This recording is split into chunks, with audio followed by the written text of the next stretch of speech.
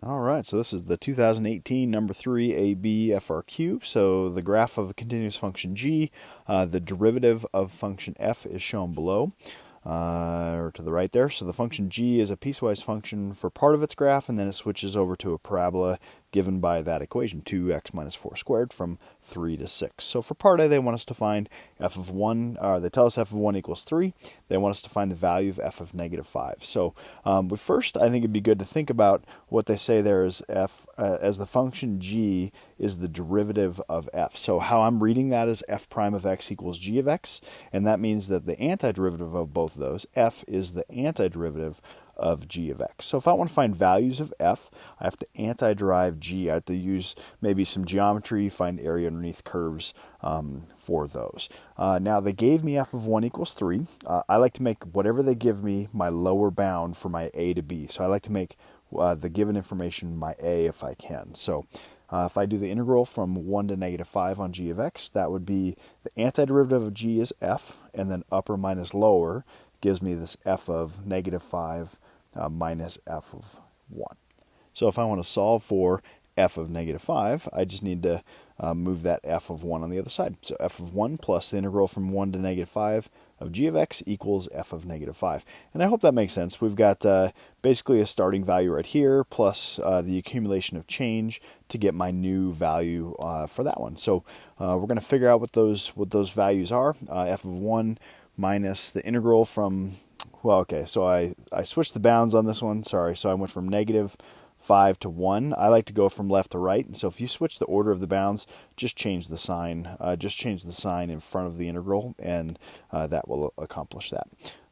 So f of 1 is 3. They gave that to me, minus whatever that area is from negative 5 to 1. So I'm going to do a little bit of geometry here and just see what the area chunks would be. So I'm going to partition this into little geometric shapes right here. So the first square looks like 9. The second, the little shape, the triangle there, is 3 over 2. And then the third little triangle is 1.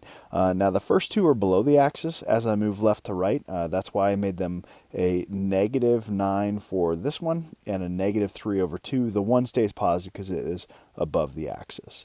Then I just simplified, distribute the negative into both of those, and get some like terms together. I get looks like 25 over 2 is the value of f of negative 5. So for part B, they want me to evaluate the integral from 1 to 6 on g of x dx. So I'm going to use a little bit of geometry as well on this one. But this one has kind of a problem. If I start at 1 and go to 6, I run into that curvy part of the graph, and that's going to be pretty tricky to just use geometry. So I want to partition this up just a little bit. So I'm going to actually do the integral from 1 to 6 as from 1 to 3, because that's an easy geometric shape, and then from 3 to 6, and that's a little bit tougher of a shape. It's not geometric, but they do give me the equation. So I'm going to use the equation for the second part of that. So I have integral of g to x, integral from 1 to 3 on gx, and then plus the integral of 3 to 6 on that parabola function there, the x minus 4. So I can use geometry on the first one, that's 4. Second one, I am going to power rule that. So I'm going to raise that by a power. So go to the third, divide by the new power. And then I'll do my upper minus lower for that second part. So it's 4 plus, that's the upper, that's the lower plugged in. And then just a little bit of cleanup, and we've got it. So 4 plus 16 over 3 plus 2 over 3, and then that should equal 10. For part C, they say for negative 5 less than x less than 6 on what open intervals is the graph of f, both increasing and concave up. So we've got to think about what that means. First off, if f prime of x equals g of x, like we talked before, that means that f double prime of x equals g prime of x. So we can just take the derivative of both sides of that. So they're asking us questions about f, but we have to use g, so we have to think about these equations. Now, where the first one is greater than 0, that would be where f is increasing, where f prime is greater than 0, or where g is greater than 0. And then where it's concave up is where the second derivative is positive or greater than 0. And so g of x greater than 0 if g is above the axis. So we can look at the graph and just say, all right, anywhere g is above the axis, that's where f prime would be positive.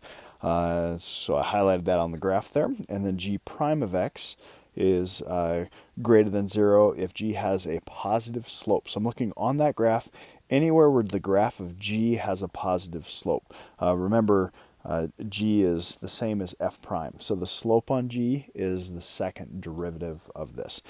So if it's got to share, it's got to have that in common. It's got to be above the axis and has to have a positive slope. And so I think f is increasing and concave up on these intervals from 0 to 1 and from 4 to 6. I wouldn't include the -2 to -1 because that's below the axis, so that means g would be less than 0 on that. They're okay with both answers, interval notation or using the less than symbols. That's fine as well. And for part D, find the x-coordinate of each point of inflection for the graph of f, and then give a reason for your answer. So once again, thinking f double prime of x equals g prime of x. So anywhere where that equals 0, where the second derivative of f equals 0, or first derivative of g, that's where I have potential inflection points. So it's kind of like finding relative max mins, right? Not every critical number is a relative max min. So this finds me my potential inflection points. And so for it to actually be an inflection point, it has to change signs. So f double prime or g prime has to go from positive to negative or negative to positive. So the signs must change for the points to be inflection points. So I'm going to look on that graph, and I'm looking for anywhere where it equals 0, but I'm going to think about it in terms of slope. Where does it change slope? So it goes from 0 slope, positive slope, 0 slope, positive slope, 0 slope, negative slope, positive slope. So the only spot where this changes slope is at x equals 4. That's where it goes from negative slope to positive slope. So x equals 4 is my only inflection point. I have a bunch of other potential inflection points, but that's the only spot where the slope of g prime equals 0, and it changes from positive to negative or negative to positive.